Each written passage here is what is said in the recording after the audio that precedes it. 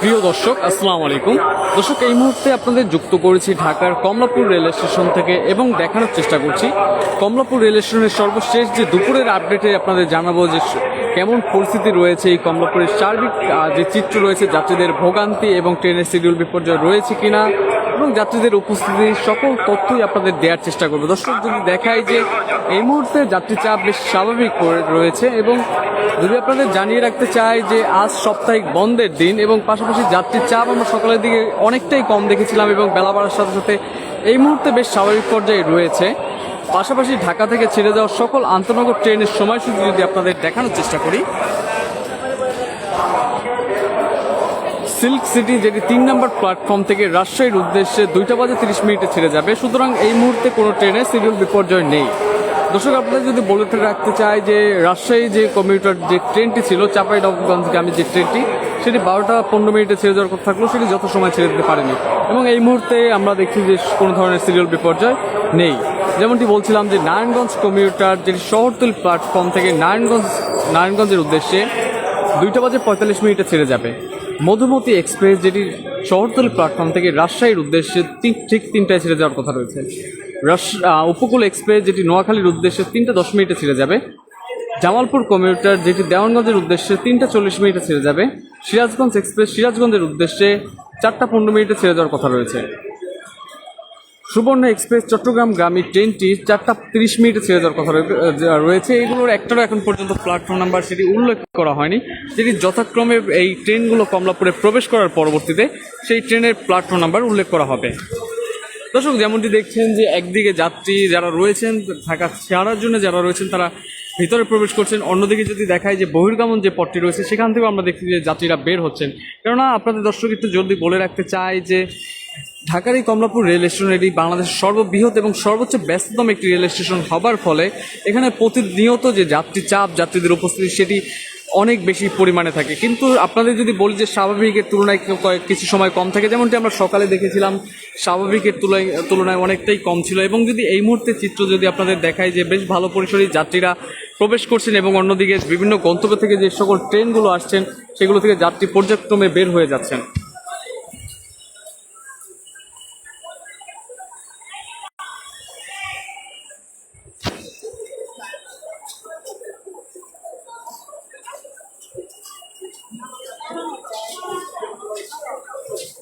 দর্শক, যদি আপনাদের একটু সিল্ক সিটির সামনে দিয়ে নিয়ে যাওয়ার চেষ্টা করি, কেননা সেই ট্রেনটি ছেড়ে যাবে 2:30 এবং ঘড়ির কাঁটা এই মুহূর্তে 2:23 এবং দেখা যাক সেই ট্রেনটি আর 7 মিনিট পর ছেড়ে যাওয়ার জন্য কতটুকু প্রস্তুত বা যাত্রী চাপ কেমন রয়েছে সকল তথ্য আপনাদের দেখানোর চেষ্টা করবো। যদি সামনে একটু দেখাই, আমি এই মুহূর্তে 3 নম্বর প্ল্যাটফর্মে রয়েছি এবং 3 নম্বর প্ল্যাটফর্মে সেই ট্রেনটি অপেক্ষামান রয়েছে।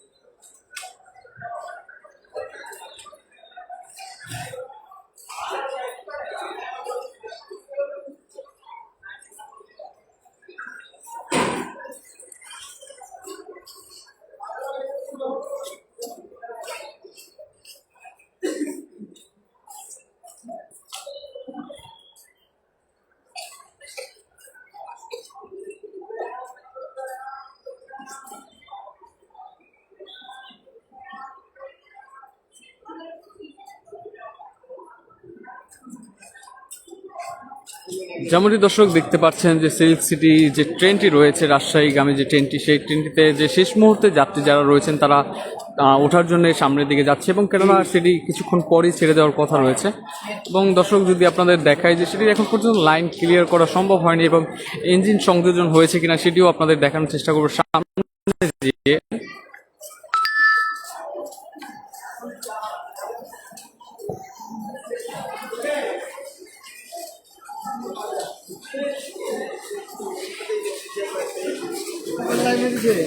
না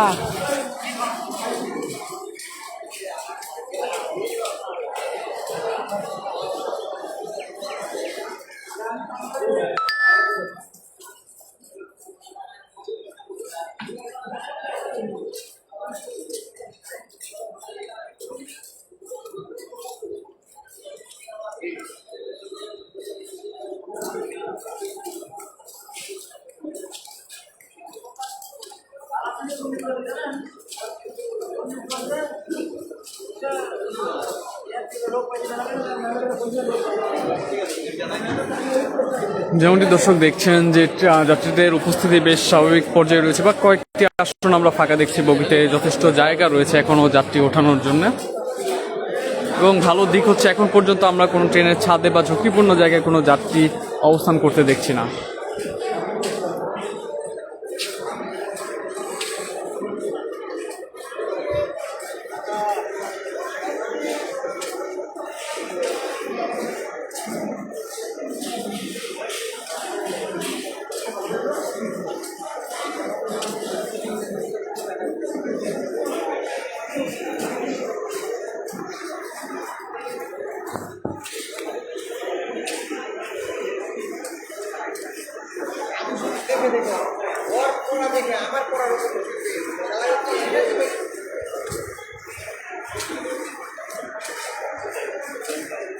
দর্শক দেখছেন যে এখানে অনেকেই যাত্রী বসে রয়েছেন, তাদের হয়তোবা তাদের স্ট্যান্ডিং টিকিট রয়েছে, যার ফলে শেষ মুহূর্তে যখন ট্রেনটি ছেড়ে যাবে তখন তারা ট্রেনে উঠে তাদের গন্তব্য সেটি নিশ্চিত করবেন।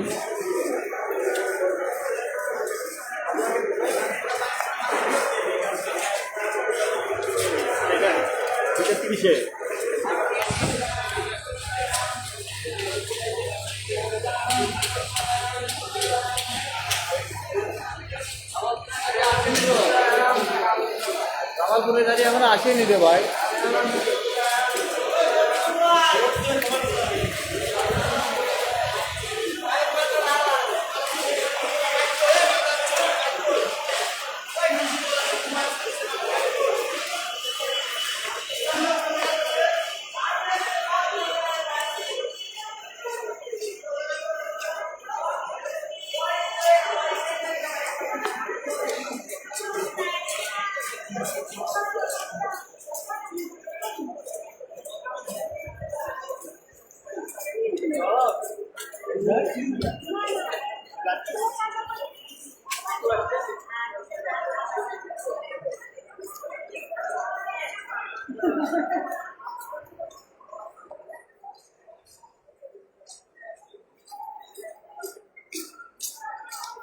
দর্শক আপনাদের দেখানোর চেষ্টা করছিলাম দুপুরের আপডেটের মাধ্যমে যে এই মুহূর্তে কমলাপুর রেল স্টেশনে কেমন যাত্রী চাপ রয়েছে, যাত্রীদের উপস্থিতি কেমন রয়েছে, এবং ঢাকা থেকে ছেড়ে যাওয়া সকল আন্তনগর ট্রেনের শিডিউল বিপর্যয় রয়েছে কিনা, যাত্রী চাপ, সকল তথ্যই আপনাদের দেওয়ার চেষ্টা করেছিলাম রেল নিউজের লাইভের মাধ্যমে। রেল নিউজের সাথে যুক্ত থাকার জন্য অসংখ্য ধন্যবাদ।